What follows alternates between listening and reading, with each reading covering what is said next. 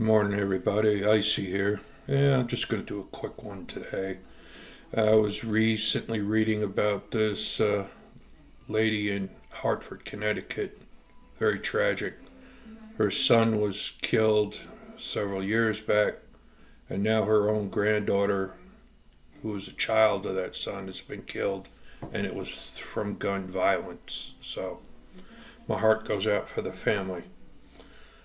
I've noticed a trend, and I've been doing some research. I'll just give you two cities as an example. This lady's city, which is Hartford, Connecticut. For 2022, there were a total of 136 gun deaths associated in the year 2022.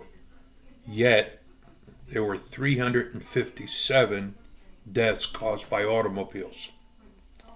Now Hartford's a fairly small city, so let's take a larger city. Let's go to New York City for this example. Research indicates that in 2022, there were 257 deaths related to automobiles. Yet there were only 246 deaths related to guns. So automobiles in both cases accounted for more deaths than guns do. So here's the quandary. You could, however you want to word it. Excuse me. If guns are always the problem, if a school shooting happens, they go for the guns. If there's a shooting in a mall, they go for the guns. No matter what, it's always go for the guns, stricter gun laws, harsher gun laws. Why isn't that same mindset being applied towards automobiles?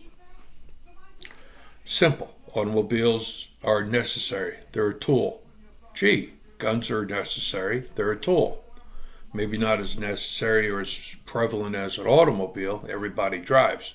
Not everybody hunts. Not everybody target shoots. So in that aspect, I could see, there's a difference. However, it's still targeting the tool, not the person driving or squeezing the trigger.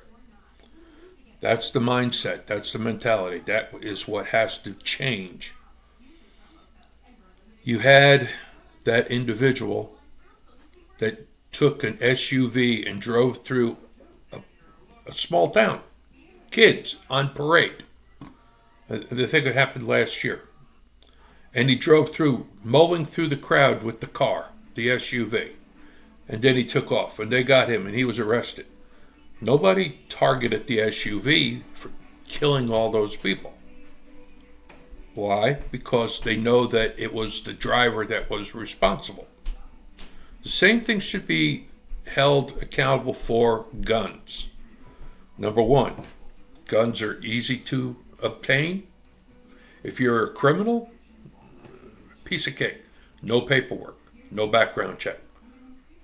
Here's the money, here's the gun, here's your ammo, boom. Most deaths in the city are not caused by AR-15s, they're caused by pistols. Cylinder pistols, which, revolvers, or you could say semi-automatic pistols like a Glock or a 1911 45. Those are semi-automatic. It's still a pistol. Doesn't matter. AR-15s are so far away from the problem. It's unreal. It's pistols that kill more people, not, long rifles. So, excuse me, they get this mixed up because they want to target something specific. Because it's easier to target an item than to target a person. My question for these politicians, and it seems to be totally ignored by both sides, Republican and Democrat, you have so many gun laws that are currently written on the books that you never enforce, ever. You want to fix the problem for guns, you have to make it one set of rules for one country, not individual states. You have to make it one set of rules. A good example, you go through the paperwork, you go through the background checks, you get a pistol permit in one state. We'll say Oklahoma or Arkansas, whichever. Now, you've gone through the background checks, you've gone through the investigations, you carry your pistol with you legally. You have no criminal record. You've never broken the law ever in your life. Yet you carry your pistol with you and you go to a state, say like New Jersey or New York, and you get stopped for a traffic infraction. One of the questions they always ask is, do you have any weapons on you? Well, being law-abiding, you're going to say, yes, I do. I have my pistol. Well, in these states, that automatically makes you a felon. Why? Because their laws are different from your home state laws. So you're targeted and you're already made a criminal for doing something totally legal, because each individual state has their own individual set of rules. So first off, if you want to curb gun violence, have one set of laws for one group of people, and that is U.S. citizens, period. That'll fix the problem. You take a state that has the lowest crime rate but still has large cities. Little Rock, Arkansas, Oklahoma City, Dallas, Texas, whichever. Copy their gun laws for the entire nation and watch crime rate drop. Criminals will not attack someone that they are suspected of being armed. They go for unarmed victims, which is why kids are targets at these gun-free zones that are so prevalent in Democrat-run locations. The innocent always suffer because those that make the rules, they don't apply to them. If you made it illegal for congressmen and senators to have taxpayer-funded security, armed guards surrounding them constantly, traveling with them wherever they go, if you made it illegal for them to have it, and that they're just normal citizens like you and me, you watch how fast things would change to where people could be better protecting themselves. It's a simple fact. Those that don't have to deal with the issues are the ones that always seem to make the laws harder for those of us that do.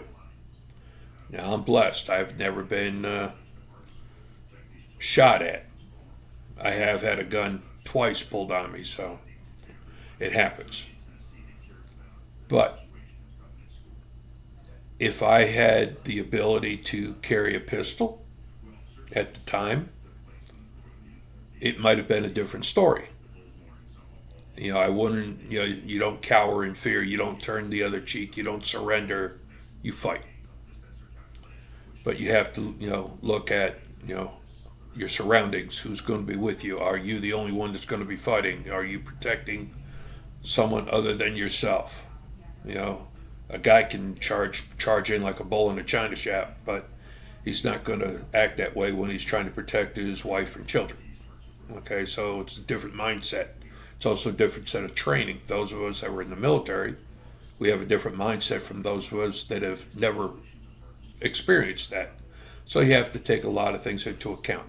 But I would recommend, if you had one national gun law, if you made the citizens that go for their pistol permits have to go through training such as like Hogan's Alley, which they use for the FBI, which is simulated, walking down the street, someone pulls a gun, If you made the citizens do that, number one, the citizens be better trained to defend themselves. Number two, they have a more of an appreciation of the weapon, and it's something that they can pass on to their children and train their children, and their children's children can get trained, and I think you'd have less of a problem.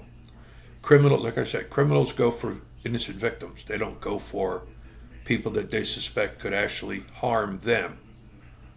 So it might be something that politicians could look into. I don't know.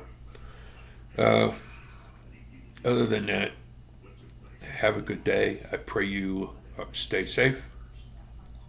And Icy out.